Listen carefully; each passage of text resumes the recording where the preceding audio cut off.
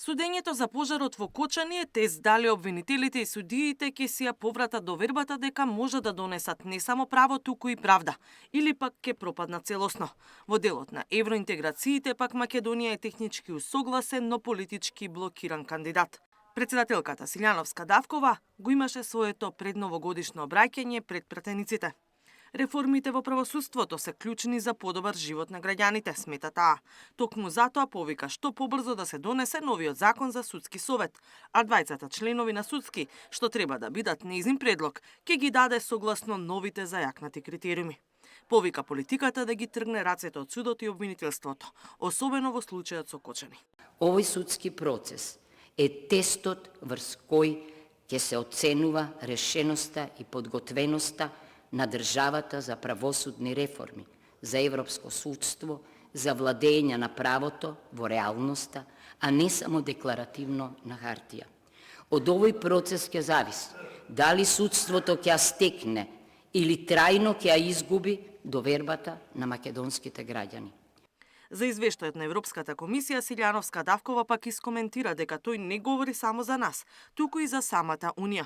Повика бриселските авторитети да изнедат начин да се одблокира процесот на интеграција, по примерот како што ќе се направи за Украина и Молдавија. Ние сме предложиле повеќе излезни решенија, а Европската Унија треба да избере едно или да најде свое креативно решение за деблокада на процесот. Без јасни гаранции од ЕУ и од Бугарија и без соодветни заштитни механизми, со уште една уставна промена, ние ризикуваме од овој процес да излеземе, како што старецот на Хемингвеј излезе од морето, со костур од риба, со соголен, изглодан суверенитет и идентитет, национален и културен. За уставните измени, но и за клучните процеси во државата, председателката повика на политички консензус меѓу власта и опозицијата. Разногласието во политиката од нас направи слаба држава, посочи таа. За мнозинството Силјановска Давкова одржала реален, сеопфатен говор кој кореспондира со владините позиции за ЕУ интеграција. Нашата определба се европските интеграции и немаме дилема околу целта, но во исто време со наметнувањето на билатерални прашања надвор од копенхашките критериуми, дилемата е известноста на патот до целта. Откако претходната влада прифати голем број на концесии, кои што дополнително го искомплицира овој процес на евроинтеграција.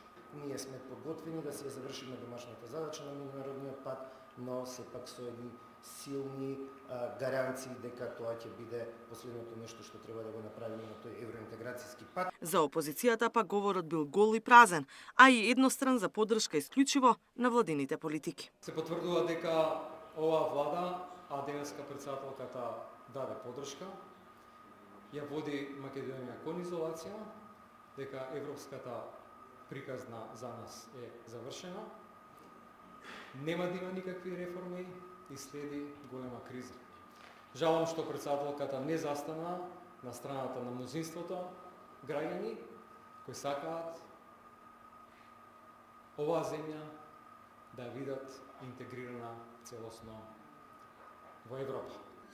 Се докажува грижа за идни планетарни ризици, но имаме молби за Скопје, за Тетово, за Битола, за Куманово, за Струмица и за останатите градови во кои умираат наши луѓе секојдневно. Покрај пред пратениците, председателката во парламентот говореше и пред премиерот Мицкоски и дипломатите во државата, верските поглавари, новата ВД обвинителка Топалова и Сајловска. Сепак, ниту еден поранешен председател на државата не присуствуваше во собранието. Катерина Нешкова, Сител телевизија.